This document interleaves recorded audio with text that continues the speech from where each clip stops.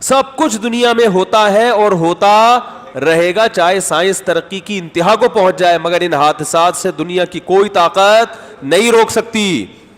دیکھو کیسی کیسی ویکسینیں ایجاد ہو گئی ہیں, بہت جو بیماریاں جو دنیا میں خطرناک ترین سمجھی جاتی تھی, ان بیماریوں کی دوائیں ایجاد ہو گئی ہیں. اب وہ خطرناک نہیں رہی ہیں.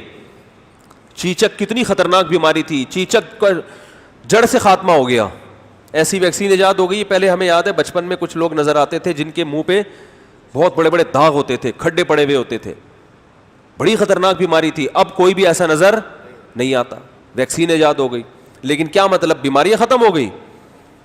کورونا کی بیماری پھیلی ہے, پوری دنیا کو ہلا کے رکھ دیا اس نے, پوری دنیا کو پورا. بڑے جو ماہرین ہیں نا وہ کہتے ہیں جب کورونا ختم ہوگا نا تو دنیا ایسے پلٹ چکی ہوگی, بالکل دنیا ایک نئی دنیا بن چکی ہوگی. بہت سے ترقی یافتہ ملک تنزل میں جا چکے ہوں گے, بہت سے غریب ملک اٹھ چکے ہوں گے, بہت سے غریب لوگ امیر بن چکے ہوں گے, بہت سے امیر غریب ہو چکے, بالکل پلٹ جائے گی دنیا. یہ میں نہیں کہہ رہا, یہ بڑے بڑے ماہرین کہہ رہے ہیں. بہت کچھ چینج ہو رہا ہے. کورونا نے اتنا سا وائرس ہے, ہلا کے رکھ دیا ہے سب کو, اور یہ وائرس ایسا عجیب غریب وائرس ہے, ہر ملک میں اپنی شکل چینج کر کے جا رہا ہے. پاکستان میں کسی اور اسٹائل میں آیا, انڈیا میں کسی اور اسٹائل میں. دنیا پاگل ہو گئی ہے اس کے کہ یہ ہے کیا. اور سب سے زیادہ تباہی امریکہ میں پھیلائی ہے, جو سائنس اور ٹیکنالوجی کی انتہا کو. اور جس ملک میں سب سے زیادہ بے احتیاطی ہوئی ہے پاکستان, اس میں سب سے کم تباہی ہوئی ہے. تو یہ خدا کے ہونے کا ثبوت نہیں ہے تو اور کیا ہے میرے بھائی. ایک ملحد کمبخت مولانا طارق جمیل صاحب کا مذاق اڑا رہا تھا. آپ لوگ نہ سنا کریں ان لوگوں کو, یہ وسوسے پھیلاتے ہیں.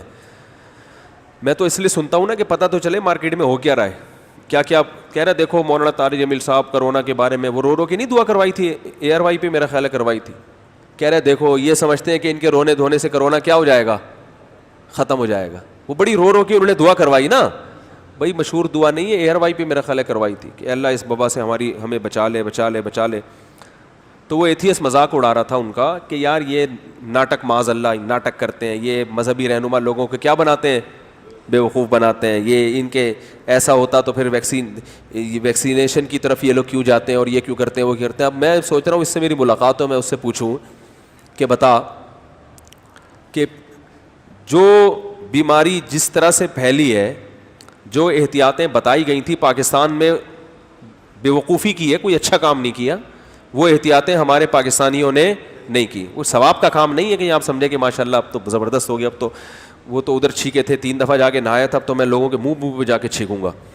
یہ کوئی اچھا کام نہیں ہے. لیکن اتنی بات تو ہے نا, یہ جو لوگ کہتے ہیں نا یہاں کا جو امیون سسٹم ہے بہتر ہے, یہ حقیقت نہیں ہے. یہاں کا جو یہ تو انڈیا اور پاکستانی کیا ہے, ایک جیسے ہیں. انڈیا میں جو معذرت کے ساتھ یہاں بھی بہت گندگی ہے, لیکن وہاں بھی کوئی گندگی کم نہیں ہے. گٹر ابل رہے ہیں, دھل رہے ہیں بارشوں میں, سب کچھ جو یعنی ہمارے کلچر میں اور انڈیا کے کلچر میں کوئی زیادہ فرق نہیں ہے. لیکن انڈیا میں بہت تباہی پھیل چکی ہے, ہمارے ہاں وہ تباہی الحمدللہ نہیں ہے. ساتھ میں ایران ہے, وہاں بہت تباہی پھیلی ہے, اس کے ساتھ افغانستان ہے, ان کی صحت پہ اثر نہیں پڑا. کلچر ایران کا موسم اور افغانستان کا ایک جیسا ہے.